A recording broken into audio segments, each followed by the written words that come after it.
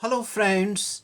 आज मैं आपसे common proverbs in English part 5 में कुछ और प्रोवर्ब्स यानी कहावत की चर्चा करूंगा।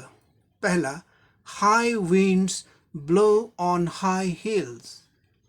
इस प्रोवर्ब का हिंदी में क्या अर्थ हो जाएगा? बड़ों की बड़ी बात यानी बड़े लोग की बड़ी बात। एक बात ध्यान में रखें कि प्रोवर्ब्स का अर्थ निकालने में उसके शाब्दिक अर्थ, शब्द के अर्थ से सिर्फ उसका अर्थ नहीं निकलता, शाब्दिक अर्थ के द्वारा उसका अर्थ नहीं निकलता है, बल्कि उसके सेंस के आधार पर प्रोवर्ब का अर्थ निकाला जाता है। जैसे कि high winds blow on high heels, इसका शाब्दिक अर्थ कुछ का कुछ हो जाएगा, लेकिन इसके सेंस के आधार पर इसका अर्थ निकाला गया है। इसका अर्थ क्या होता है? बड़ों की बड़ी बात यानी बड़े लोग की बड़ी बात। अब नेक्स्ट देखें, हिज विट्स। विट्स का अर्थ होता है बुद्धि। Are gone a wool gathering. इसका हिंदी में, इस प्रोवर्ब का हिंदी में क्या अर्थ हो जाएगा? उसकी अक्ल घास चरने गई है। नेक्स्ट देखें, if you want a thing well done do it yourself. इसका हिंदी में क्या अर्थ हो जाएगा? लगी से घास नहीं टेरो।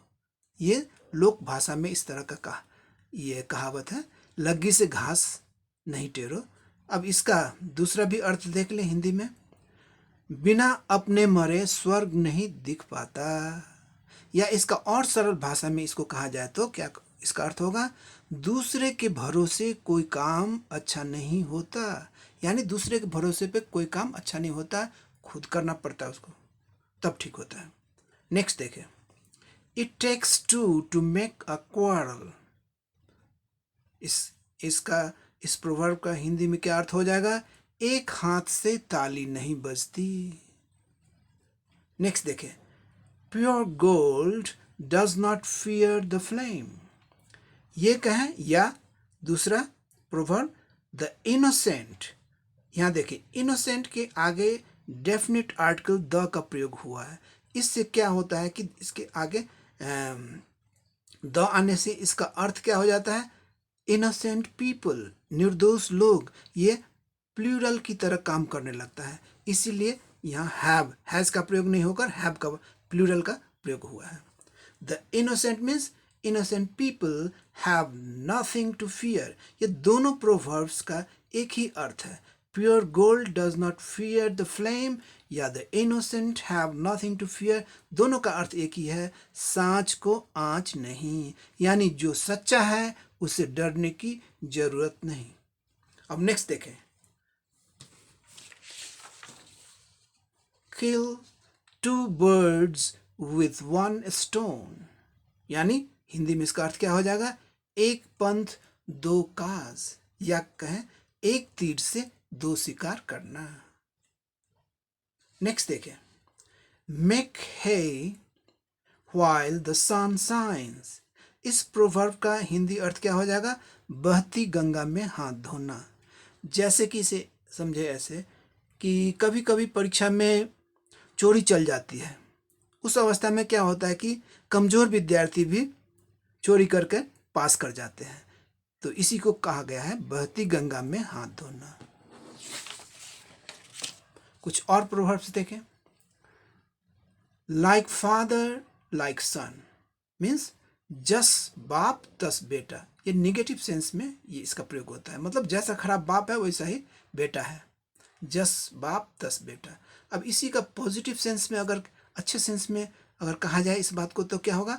वर्दी सन ऑफ वर्दी फादर, यानी लायक बाप का लायक बेटा। ये पॉजिटिव सेंस में हुआ।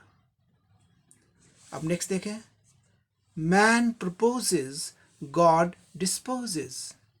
इसका हिंदी में क्या अर्थ हो जाएगा?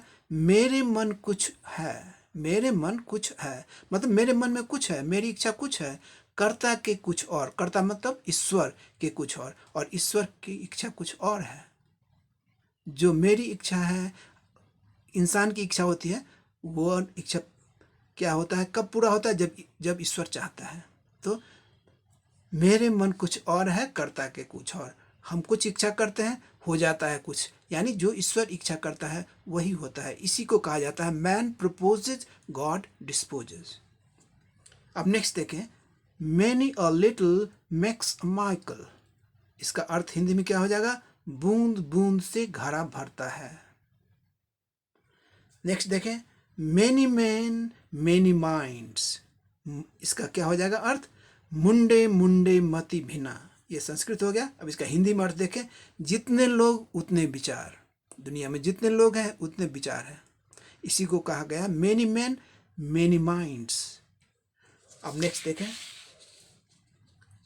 Major for measure. Measure for measure, इसका अर्थ हो जाएगा, इस प्रोवर्ब का अर्थ क्या होगा? जैसा को तैसा, मतलब जो जैसा करे वैसा उसके साथ हो। यानी जो हत्या के बदले फांसी, जो हत्या करे उसको फांसी मिले, जैसा को तैसा। इसी अर्थ के लिए दूसरा भी एक प्रोवर्ब है, टिट फॉर टैट। इसका भी वही अर्थ है, जैसा को तैसा। मेजर फॉर मेजर या टिट फॉर टैट, दोनों का अर्थ जैसा को तैसा।